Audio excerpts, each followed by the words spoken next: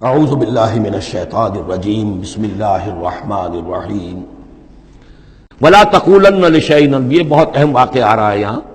اس واقعے میں حضور صلی اللہ علیہ وسلم سے ایک سہو ہو گیا تھا۔ جب یہ سوالات کیے گئے تو حضور نے فرمایا ٹھیک ہے میں اس کا جواب دے دوں گا، تم آنا۔ اور یہ کہ انشاءاللہ نہیں کہا، کل تم آنا میں تمہیں جواب دے دوں گا، انشاءاللہ نہیں کہا، سہو ہو گیا، غلطی ہو گئی۔ لیکن یہ کہ اللہ تعالیٰ نے جن کے جتنے رتبے بلند ہوتے ہیں پھر ان کی سختی بھی اتنی ہوتی ہے، جن کے رتبے ہیں سوا ان کی سوا مشکل ہے۔ ہم عام طور پر یہ باتیں کہتے رہتے ہیں ہمارے لیے اللہ نے کیا گرفت کرنی ہے کہ ان کی کوئی حیثیت نہیں، کوئی مقام ہی نہیں۔ لیکن یہ کہ جو بلند مقام والا ہو اور وہ بغیر انشاءاللہ کہہ دے کہ کل یہ ہو جائے گا اور انشاءاللہ نہ کہے تو اس پر پھر گرفت ہو گئی۔ تو حضور کی کئی دن گزر گئے کہ جبرائیل نہیں آئے اور آپ کے لیے پھر ایک مشکل پیدا ہو گئی۔ گویا کہ مخالفین نے تالیاں پیٹ لی ہوگی، چلو بس فیل ہو گئے، ناکام ہو گئے اس امتحان کے اندر، جو ہے وہ تو اب یہ کامیاب نہیں ہو پائے۔ اس کے بعد جبرائیل آئے، یہ واقعات بھی لے آئے، ساتھ ہی یہ ہدایت بھی لائے۔ وَلَا تَقُولَنَّ لِشَيْءٍ إِنِّي فَاعِلٌ ذَلِكَ غَدًا، دیکھیے کبھی نہ یہ کہیے گا کہ یہ کام میں کل ضرور کر دوں گا، إِلَّا أَن يَشَاءَ اللَّهُ، مگر اس استثناء کے ساتھ اگر اللہ نے چاہا۔ یہ ہماری تہذیب کے اب یوں سمجھیے کہ کچھ کلمات ہیں سماجی، ہمارے ثقافت کے، ان کے اندر جو ہے توحید کی روح جو ہے وہ کوٹ کوٹ کر بھری ہوئی ہے۔ کوئی اچھا منظر دیکھا، سبحان اللہ، یعنی یہ کہ اس منظر میں کچھ نہیں ہے، اصل میں حسن اللہ کا ہے۔ پھول دیکھا، سبحان اللہ، پھول کی تعریف نہیں کر رہے ہیں، اب بنانے والے کی تعریف ہے جس نے اتنا عمدہ پھول بنایا ہے۔ کوئی آپ کو کوئی تکلیف رفع ہوئی، کوئی ضرورت پوری ہوئی، الحمدللہ، بھوک لگی ہوئی تو کھانا کھایا، الحمدللہ، تعریف اللہ کے لیے۔ کوئی چیز آپ اپنے گھر میں داخل ہوئے، منظر اچھا لگا، بچے کھیل رہے ہیں، بڑا اچھا ماحول ہے، کہیے ماشاءاللہ ماشاءاللہ، جو اللہ کو پسند ہے۔ یہ جو کچھ ہے وہ اللہ کی مشیت سے ہے، یہ کوئی میری صلاحیت سے، میری قوت سے تو نہیں ہے۔ اسی طرح سے کوئی کام کرنا، انشاءاللہ میں یہ کام کرنا تو چاہتا ہوں، ارادہ تو ہے، لیکن ظاہر بات ہے کہ اللہ تعالیٰ کی مشیت کے بغیر، اللہ کی مرضی اور اذن کے بغیر تو نہیں ہو سکتا۔ تو یہ بھی گویا کہ، اور یہ سارے کلمات اس صورت میں آپ کو مل جائیں گے، ماشاءاللہ، انشاءاللہ، اور اس سے پہلے ہم الحمدللہ سے شروع کر چکے ہیں۔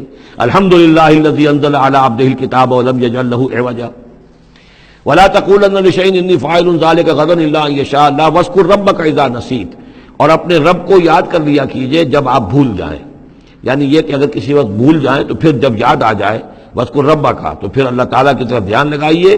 وَقُلْ عَسَىٰ أَن يَهْدِيَنِ رَبِّي لِأَقْرَبَ مِنْ هَٰذَا رَشَدًا، اور کہیے کہ ہو سکتا ہے کہ میرا رب اس معاملے میں اس سے بہتر راہ کی طرف میری رہنمائی کر دے، یعنی میں یہ کیوں کہوں کہ یہ کام میں کروں گا، ہو سکتا ہے اللہ تعالیٰ جو ہے اس سے بہتر کوئی صورتحال پیدا کر دے۔ لہذا اس معاملے کے اندر بھی کوئی زیادہ جازم ہو جانا نہیں چاہیے، بلکہ معاملات کو تفویض الامر الی اللہ، سپردم بتو مایا خیشرا تو دانی حساب کم و بیشرا، تو اس طریقے سے انسان جو ہے اللہ تعالیٰ کے حوالے کیے رکھے۔ وَلَبِثُوا فِي كَهْفِهِمْ 300 سِنِينَ وَازْدَادُوا تِسْعًا، اور وہ رہے اپنی اس غار میں 300 برس اور اس کے اوپر 9 سال۔ اس کی تعبیر کیا ہے؟ شمسی حساب سے 300 برس، اور یہ 300 برس جو شمسی ہوتے ہیں جو سولر کیلنڈر کے، وہ قمری حساب سے 309 بن جاتے ہیں۔ اس حوالے سے یہ دونوں عدد بالکل صحیح ہے۔ قُلِ اللَّهُ أَعْلَمُ بِمَا لَبِثُوا، کہیے یہ بھی اللہ بہتر جانتا ہے کتنے عرصے رہے، اس میں بھی بحث میں پڑھنے کی ضرورت نہیں۔ لَهُ غَيْبُ السَّمَاوَاتِ وَالْأَرْضِ، اللہ تعالیٰ ہی کے اختیار میں ہے اور اللہ ہی کے علم میں ہے غیب کل کا کل آسمانوں اور زمین کا۔ اب صر بہی واس میں، کیا ہی عجیب اور اچھا ہے وہ دیکھنے والا، اور کیا ہی اچھا ہے وہ سننے والا، اس کی سماعت، اس کی بصارت کا تم کیا اندازہ کرو گے۔ ما لہم من دونہ من ولی، ان کا کوئی ساتھی اور پشت بنا اور مددگار اور حمایتی نہیں ہے اس کے سوا۔ ولا یشرک فی حکمہ احدا، اور وہ اپنے حکم اور اختیار اور اپنی حاکمیت کے حق میں کسی کو شریک کرنے کو تیار نہیں ہے۔ یہ جو توحید حاکمیت جو ہے، اس کے بارے میں نوٹ کر لیجئے، سورہ یوسف میں ہم نے پڑھا ان الحکم الا للہ امر اللہ تعبدوا الا ایاہ ذلک الدین القیم۔ سورہ بنی اسرائیل کی آخری آیت میں آیا وَلَمْ يَكُنْ لَهُ شَرِيكٌ فِي الْمُلْكِ، بادشاہت میں اس کا کوئی شریک نہیں۔ یہاں فرمایا وَلَا يُشْرِكُ فِي حُكْمِهِ أَحَدًا، وہ اپنے حکم اور حاکمیت کے اختیار میں کسی کو شریک کرنے کے لیے تیار نہیں۔ وَاتْلُ مَا أُوحِيَ إِلَيْكَ مِن كِتَابِ رَبِّكَ، اور اے نبی تلاوت کیجئے جو آپ کی طرف وحی کی گئی ہے آپ کے رب کی کتاب میں سے. یعنی یہ جو سخت حالات ہیں جن سے آپ گزر رہے ہیں، دباؤ ہے آپ پر بہت شدید، اس میں آپ کے لیے سہارا کیا ہے؟ وما صبرک الا باللہ. اور اللہ کے ساتھ اپنا قلبی تعلق اور ذہنی رشتہ قائم کرنے کے لیے سب سے مؤثر ذریعہ کیا ہے؟ قرآن مجید کی تلاوت. وَاتْلُ مَا أُوحِیَ إِلَیْکَ مِن کتاب ربک، جو بھی آپ کی طرف وحی کیا گیا ہے آپ کے رب کی کتاب میں سے اس کی تلاوت کرتے رہا کیجئے. لا مبدل لکلماتہ، اس کی باتوں کو بدلنے والا کوئی نہیں ہے. وَلَن تَجِدَ مِن دُونِهِ مُلْتَحَدًا، اور اس کے سوا آپ کو کہیں کوئی پناہ نہیں ملے گی. پناہ دینے والا بھی وہی ہے، کوئی اور پناہ نہیں دے سکے گا. سختی کتنی بھی ہے جھیلیے، برداشت کیجئے. اس سختی کو آسان بنا سکتے ہیں اللہ کی کتاب کی تلاوت کیجئے اور کر کے سناتے رہیے اپنے ساتھیوں کو بھی. اسی سے تمہارے اوپر یہ سختیاں جو ہیں ہلکی ہو جائیں گی، ان بھاری چیزوں کو برداشت کرنا آسان ہو جائے گا. لیکن جان لیجئے پناہ ملے گی تو اللہ کے دامن میں. لن تجد من دونہ ملتحدا واصبر نفسک مع الذین یدعون ربهم بالغداۃ والعشی، اور اپنے آپ کو روکے رکھیے اور صبر کیجئے ان لوگوں کے ساتھ جو اپنے رب کو پکارتے ہیں صبح و شام. یہ اگرچہ غرباء میں سے ہیں، یہ بلال ہیں، یہ عبداللہ ابن ام مکتوم ہیں، یہ نابینا ہیں، یہ ابو فقی ہیں، یہ غلام ہیں، یہ عمار ہیں، اور یہ اسی طریقے سے خباب ہیں، لوہار ہیں.